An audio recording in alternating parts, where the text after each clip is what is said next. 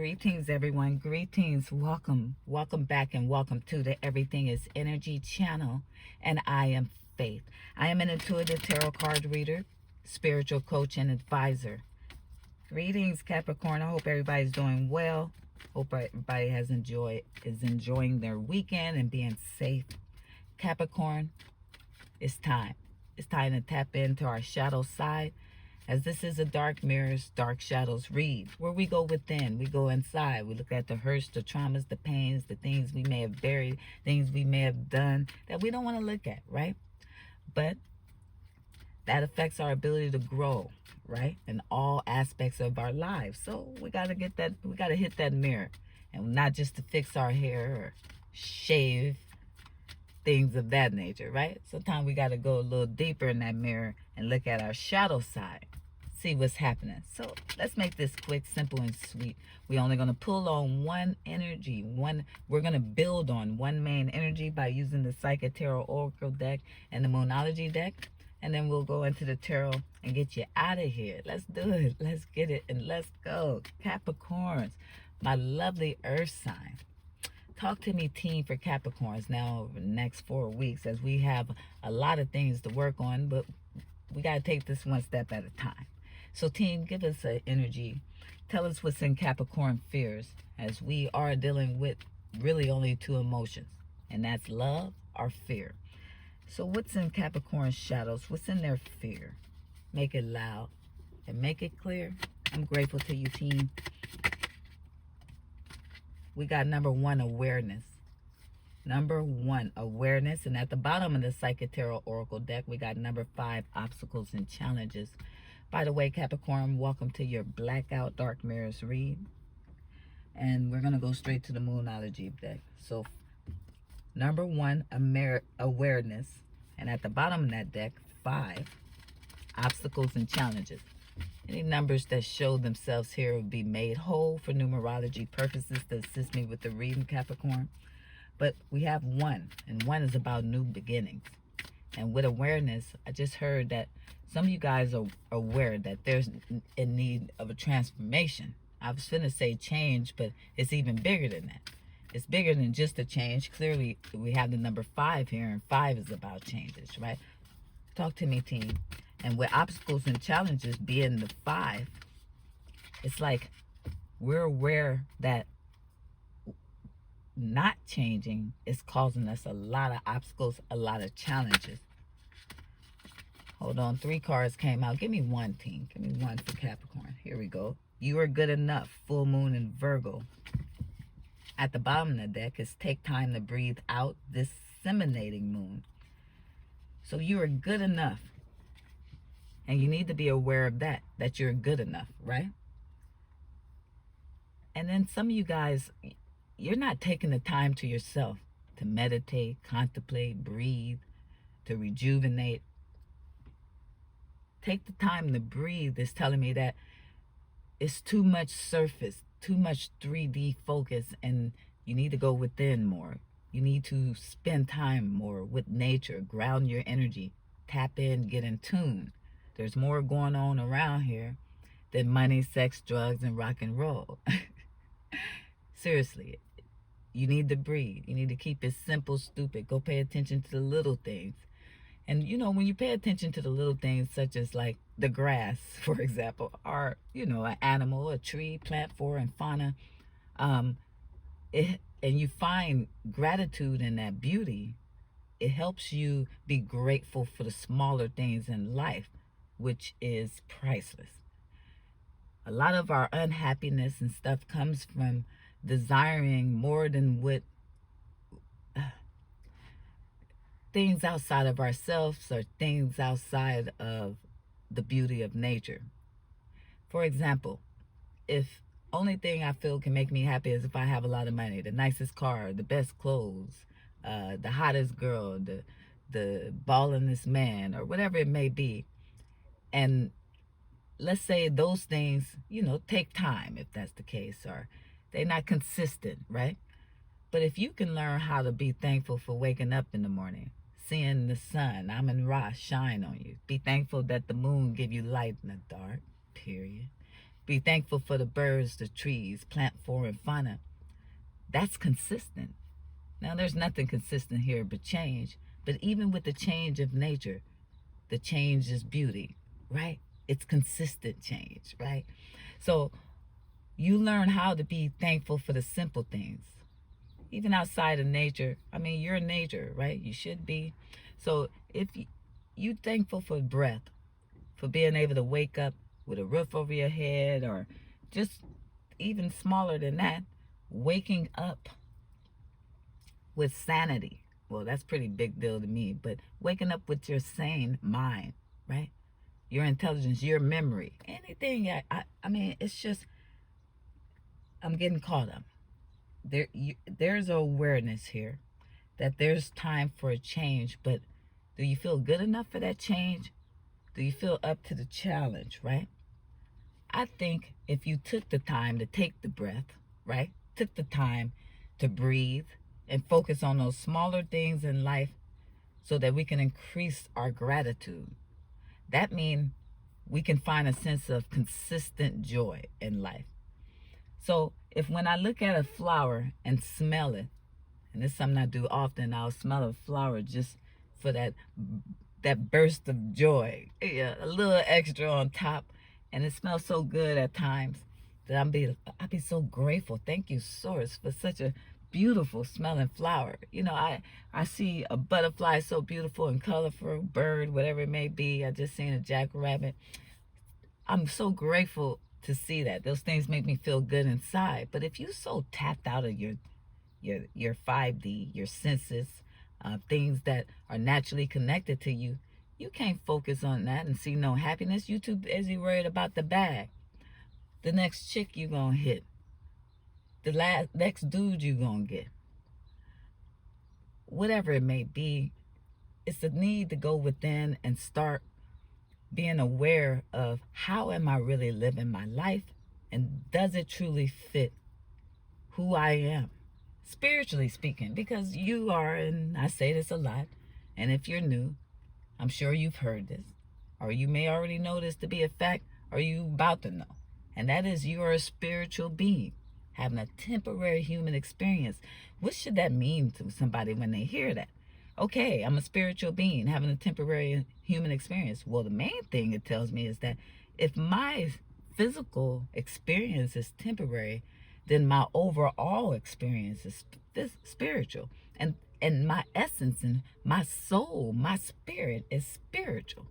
So then that's the energy I need to feed the most. Now, if you got a green thumb or you don't so much, like me, it's amazing how connected I am to nature and can barely grow a tomato.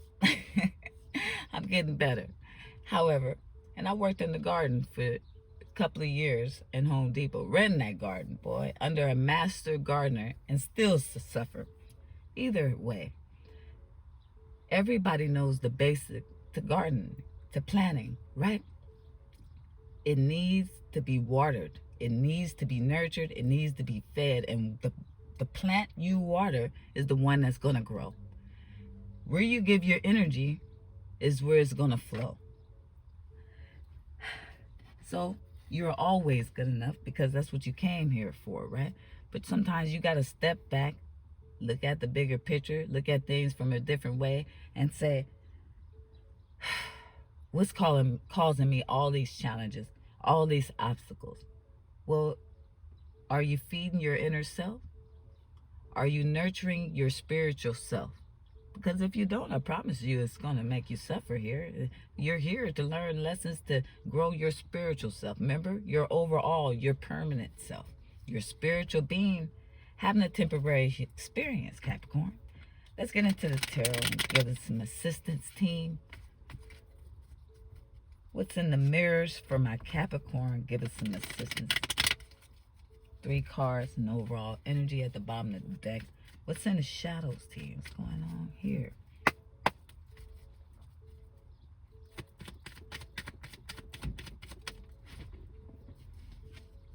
I got the Hangman upright. I'm stuck. I know I need to take a leap. I know I need to look at things from a different way. I was finna say perspective, but everybody knows I always say that. And right now, it is the perspective, and the perception is everything, right? But it's kind of like, again, I'm too 5D. I need to be more, I'm in the world, but not of the world type of energy. I need to change my perception. 9 of Cups. And I know there's some sort of wish fulfillment there, right? Some desire, wish fulfillment. But it would be like The Alchemist, the book The Alchemist. It would be like following I can't even say it. Omens, right? If anybody read The Alchemist, what was it? Pacello? I don't remember right now. But if you read The Alchemist, look it up, guys. You don't have to.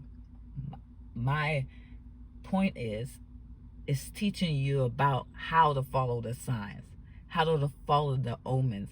These things lead you to your life's journey, right? And there's a lot of gifts following your path and life journey.